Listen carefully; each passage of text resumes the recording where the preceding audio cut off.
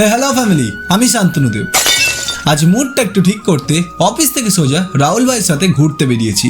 হ্যাঁ, দেখাচ্ছি সাথে কে কে আছে। তার আগে গাড়িটা পার্ক করে নিই। গাড়ি পার্ক করে হাঁটতে হাঁটতে চলে আসি ডিউন্স ক্যাফের সামনে।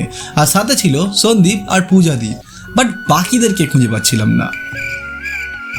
তারপর দেখি ওই যে কোথা থেকে বার হচ্ছে। নাম এন্ট্রি করে ঢুকে গেলাম ক্যাফেতে। আর সিঁড়িতে আমার দির অবস্থা দেখো। আর এমন একটা মিরর পেয়ে পোজ না দিলে হয়। সবাই মিলে গিয়ে বসে পড়ি। আর এমনটা ছিল ভেতর থেকে দেখতে, বাট এর মানে আমি এখনো বুঝতে পারিনি। ওইদিকে ছিল সোনালি, মেঘা আর মাঝে মুনবন, আর এদিকে সন্দীপ আর পূজাদি। খাওয়া দাওয়া করতে করতে দির সাথে কয়েকবার লুকোচুরি খেলে নিলাম। তোমরা ততক্ষণ কি গানটা হচ্ছে গেস করো, আর আমি আসছি।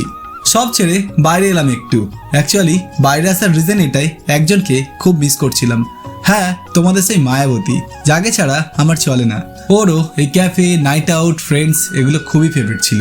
হারিয়ে গেছে সে, কি করি বলো। ভেতরে আসতেই ভাই হাতে একটা ফোক দিয়ে বলে ডিপ্রেশন ক্লিয়ার কর। আমাকে নাকি এখন এই ফোক দিয়ে খাবার খেতে হবে, যাকে বলে ম্যানার্স। বাট সব ছেড়ে এটা হলো বাঙালি ম্যানার্স, কি বলো দি।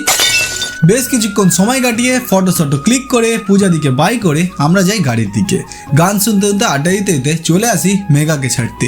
বড় বাড়ির বড় মেয়ে আর ছোট মেয়েকে ছেড়ে আসি সোনালিকে ছাড়তে। রাহুল আর আমি দুই ভাই গান শুনতে শুনতে বন্ধুর পাম্প থেকে তেল ভরিয়ে যাচ্ছি এখন বাড়ির দিকে। ভাবছো আমরা কত বড় লোক।